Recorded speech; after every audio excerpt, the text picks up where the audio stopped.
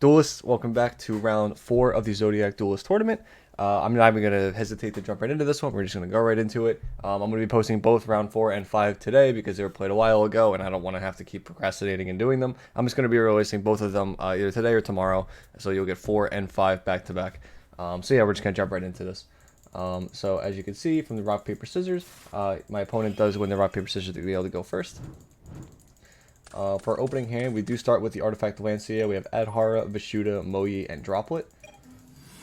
So right off the rip, we can see that he's playing Flunderies. Now, Flunderies is kind of an interesting matchup because Flunderies actually does not get too hindered by Artifact Lancia specifically. So yeah, you can stop him from banishing Egon, which I'm sure gets banished here.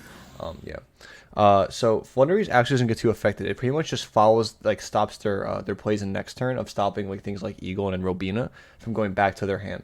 So I had a conscious choice to either activate the Lancia and still deal with the board, because this doesn't stop the board from being made unless he has map, or I hold it because I have Forbidden Droplet and use this as a Droplet's target. So for this play specifically, I believe I do decide to hold the Lancia just so I can discard it with Forbidden Droplet.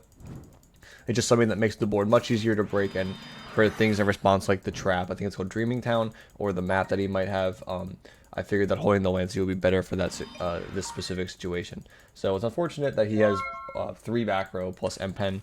We know he has Eagle in hand, so it's not the end of the world because we know that like he doesn't have like a great follow-up right now. But Eagle plus this is still being able to tribute on his turn.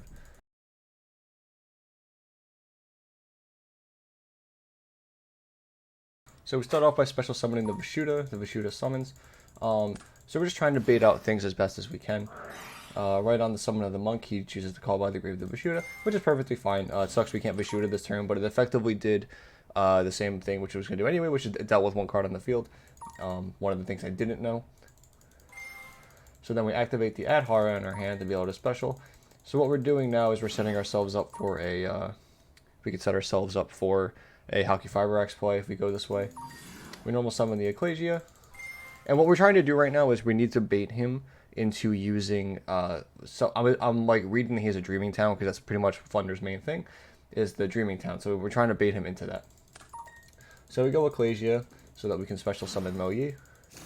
We special summon in defense mode because we need to make sure it can resolve under the M-Pen. On the Moyi activation, he uses Dreaming Town, special summons Eaglin. On Eagle in effect, we do use Forbidden Droplet, send the last 2 cards in our hand.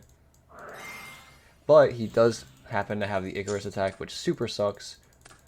So yeah, we lose all of our cards. We go in for Halqifibrax. He doesn't search off the Eagle, and actually, I just remember this now. Yeah, he should have actually searched off this because he tributed off the Eagle, and so Droplet couldn't affect it. So he actually should have searched there, now that I'm thinking about it. Yeah, Droplet doesn't resolve, so now I get to just look at this M-Pen. Hoping he doesn't top deck Robina, obviously, because that would be really unfortunate.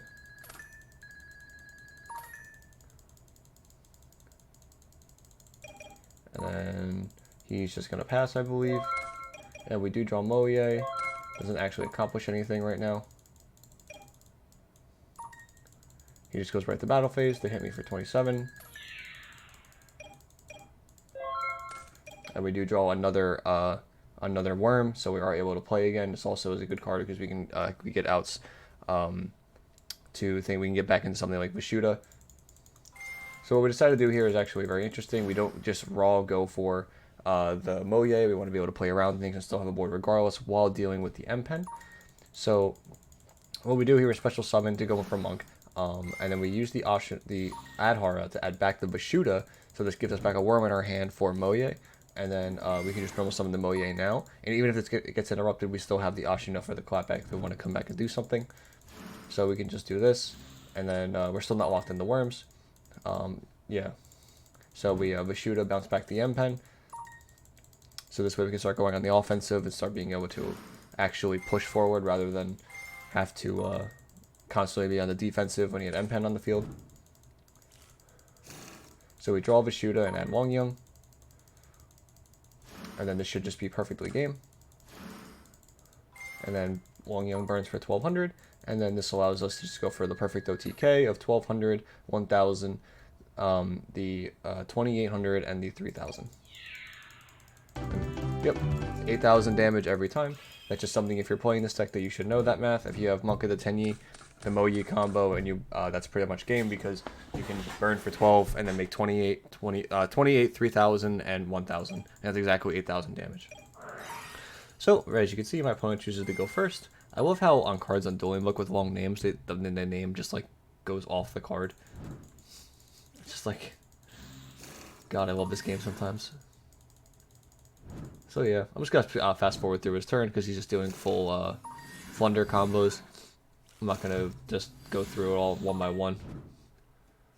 So yep, he just makes M-Pen, adds a bunch of some more cards, and then plus the Dreaming Town. So I know he has Dreaming Town map, adds Book of Moon. Again, this is like standard Flunder first turn boards, but it is really, really strong. So we need to be able to out this. So as you can see, we do have the evenly matched. So this could be doing a lot. And what we do here is we actually chalice the Eaglin, so that or not the Eaglin, the Robina, but then he chains Book of Moon on the Robina, so we can summon the Apex Avion still. So funny enough, actually, in this exact situation, we are not going to need to use this evenly match, if you believe it or not. This is not a relevant card. He already used everything besides the map, and we can play without normal summon. I'm going to show you how. This is actually really cool, and I think this is something that more people should talk about when playing this deck. It's a combo that's not really brought up too much. So what happens is we actually just link right off in the Monk, banish the Vishuda to get rid of the Apex Avion, so that just deals with that, no problem. And remember, he still has M-Pen and the map. So what happens now, we add Emergence, get Long Young, we activate Long Young,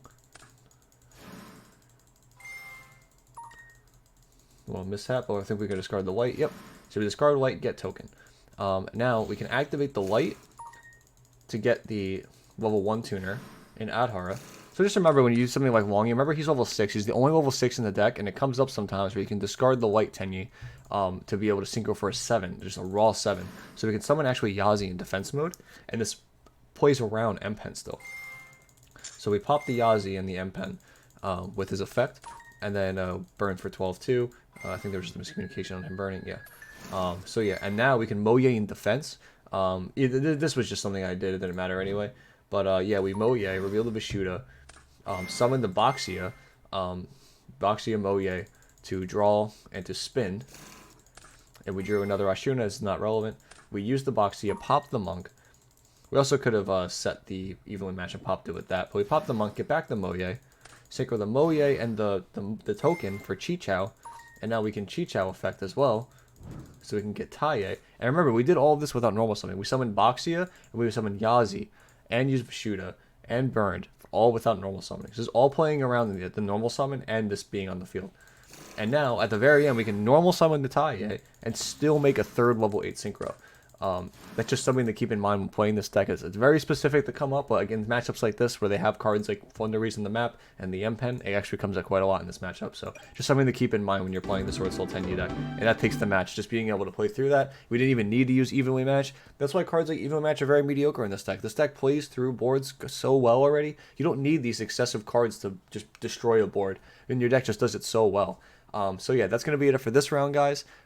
Stay tuned for the next video. That's going to be round 5. It should be up soon. And yeah, I'll see you guys next video. Bye.